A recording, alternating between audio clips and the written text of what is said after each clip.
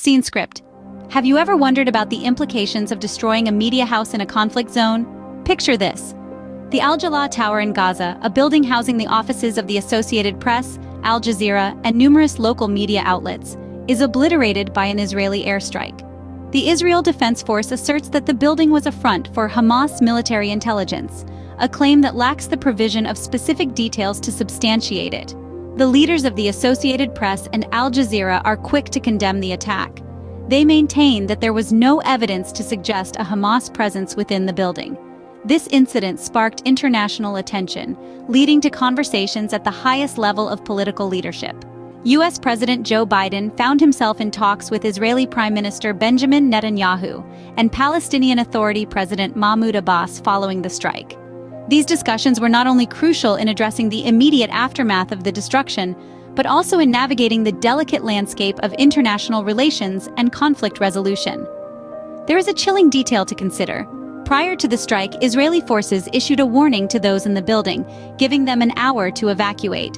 However, this short notice did not allow sufficient time for the evacuation of equipment integral to their journalistic work. This incident is not just about a building turned to rubble.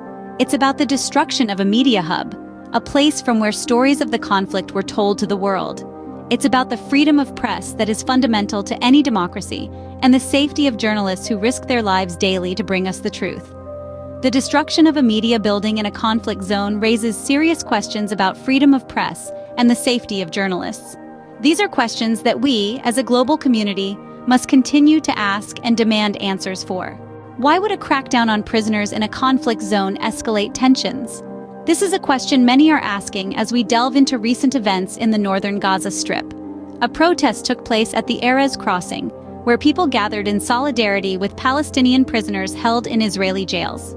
This peaceful demonstration was punctured by the sound of rockets being fired from Gaza into Israel, a move that only served to heighten already strained tensions. In response, Israel's security minister, Itamar Ben-Gvir, announced a crackdown on Palestinian prisoners. He ordered a halt to their work in bread bakeries and declared that they should be treated as terrorists. This decision was not taken lightly, putting the prison service on a state of heightened alert due to intelligence suggesting prisoners were planning to harm staff. Yet these prisoners are not without influence or support. They hold a significant sway among Palestinians, and if the standoff is not resolved, they plan to hold a mass hunger strike starting on March 22nd. It's a powerful statement and a desperate plea for intervention. At the heart of this issue are the nearly 4,700 political prisoners currently held by Israel. This group includes women and administrative detainees. The reports of clashes and stricter measures in the jails have only served to escalate tensions further. Critics have argued that Ben-Gvir's tough approach risks fueling a wider confrontation. Palestinian groups have been particularly vocal in their criticism, indicating that the situation is close to eruption. There's a palpable fear of an uprising unless mediators intervene and address the root causes of this conflict. The situation in Israeli prisons is a ticking time bomb that could fuel a wider confrontation if not resolved. As we continue to monitor this situation, the question remains: how will this tension be diffused, and what will be the fate of these prisoners? Only time will tell. What happens when a ceasefire in a conflict zone is broken? This is a question we found ourselves asking when the Israeli military launched an attack on the Gaza Strip. This act marked the end of a ceasefire that had followed 11 days of violence. In the lead-up to this unfortunate turn of events, incendiary balloons were reportedly launched from Gaza. These balloons caused fires, but thankfully, no casualties. However, the identity of the individuals responsible for the balloons remains unclear. Were they Hamas militants or others? The Israeli military, on the other hand, didn't leave anything to chance. They prepared for renewed fighting, ready to face continued terrorist attacks from Gaza. Now let's take a moment to reflect on the previous Israeli airstrikes, which occurred in May. The human cost was extensive. The airstrikes resulted in the loss of hundreds of civilian lives and forced families to flee their homes. In total, 256 Palestinians and 12 Israelis lost their lives as a result of these bombings.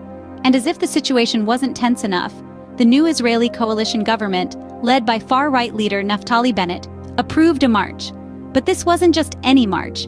It was led by ultranationalists and pro-settler groups, and they paraded through occupied East Jerusalem. This act was seen as a provocation, leading to clashes with Palestinians. The marchers' chants were disturbing, including phrases like "Death to Arabs" and "May your village burn."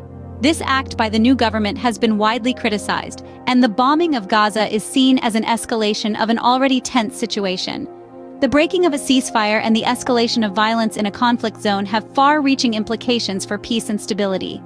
The unraveling of a ceasefire agreement is a stark reminder of the fragility of peace. How long can a ceasefire hold in a region marked by long-standing conflicts and deep-rooted mistrust? And more importantly, what can be done to ensure lasting peace and stability? These are questions that we must continue to grapple with as we watch the events in the Gaza Strip unfold. Reflecting on these incidents, what do they tell us about the situation in Gaza? We've traversed through 3 significant events that have occurred in recent years. Let's take a moment to unpack them. The first incident revolved around the destruction of the Al-Jalaa Tower in Gaza, a building that housed the offices of the Associated Press, Al Jazeera, and local media outlets. This Israeli airstrike, justified by claims of a Hamas presence, poses serious questions about the freedom of the press and the protection of journalistic spaces in conflict zones. Next, we examine the crackdown on Palestinian prisoners held in Israeli jails.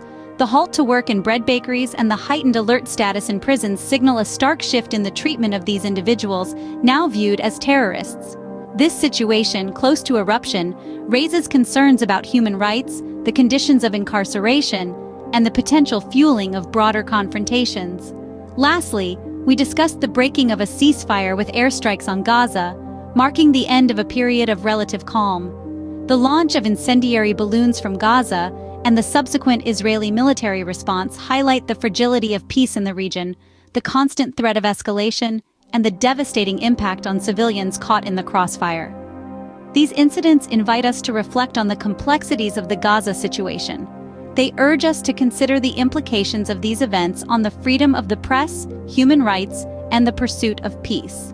They prompt us to question the cycles of violence and retaliation, the role of international intervention, and the impact of these conflicts on the everyday lives of people in Gaza. The situation in Gaza is complex and fraught with challenges. As we continue to follow the news, let's remain informed and compassionate, understanding that behind every headline are real people living these realities every day.